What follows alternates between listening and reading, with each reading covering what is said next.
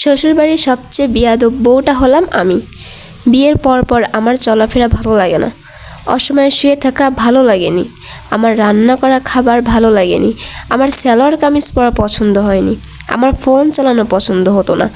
আমি মাছ লাভার, মাছ কিনতে কিনতে নাকি আমার জামাই ফকির হয়ে যাবে এমন কথাও শোনা লাগছে।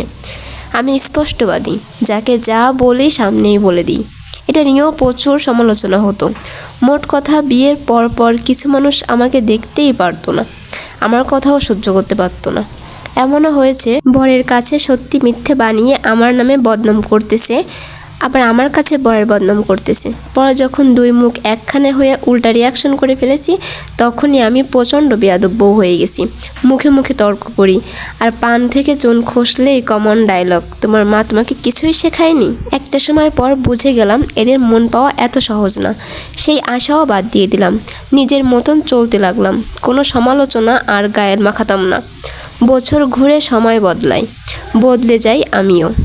যে আমাকে এক সময় আগাছার মতন ট্রিট করতে চেয়েছিল, এখন সে এমন ভাব করে যে সেই আমি খুব গুরুত্বপূর্ণ কেউ হয়ে গেছি।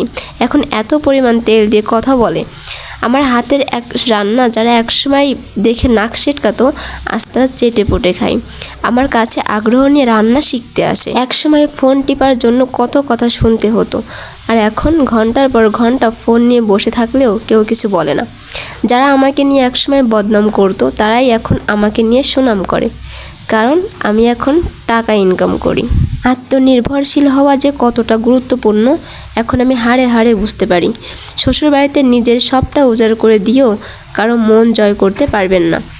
টাকা কামান, হোক পরিমাণে অল্প, সংসারের সব কাজ সামলে ঘরে বসে ইনকাম করেন। ইনকাম করার জন্য অনেক উপায় আছে। মেয়েরা ঘরে বসে চাইলে অনেক কিছুই করতে পারে। দেখবেন এতদিন যারা আপনার পায়ে পা লাগিয়ে ঝগড়া করতে চাইতো, সংসারে এত কাজ করার পরও যাদের মন পাওয়া যেত না, যারা আপনার নামের নিন্দা করতো, তাদের পাল্টে যাওয়া রূপ দেখতে কেমন হয়। যারা আপনাকে কিছুদিন আগেও পরিবারের সদস্যই মনে করতো না, সেই তারাই আপনাকে মাথায় করে রাখবে। আর এই ভালোবাসা কিন্তু আপনার ওই টাকার জন্য।